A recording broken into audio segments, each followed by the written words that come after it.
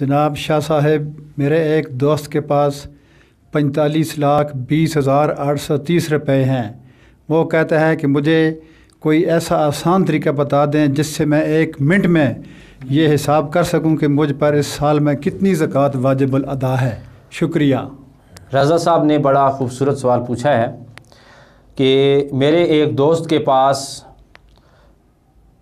45,20,830 روپے ہیں اور وہ یہ چاہتے ہیں کہ 1 منٹ کے اندر مجھے پتہ چل جائے کہ مجھ پہ کتنی زکوٰۃ واجب ہے۔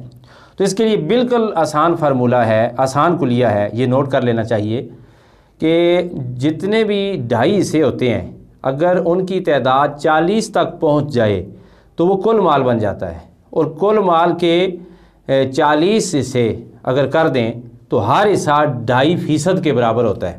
ٹھیک ہے جی، تو آپ کل مال جتنا بھی ہے، مثلا وہ کہتے ہیں 45,20,830 روپوں کو 40 سے تقسیم کر دیں تو اس کا جواب آئے گا 1,13,020 روپے اور 75 پیسے۔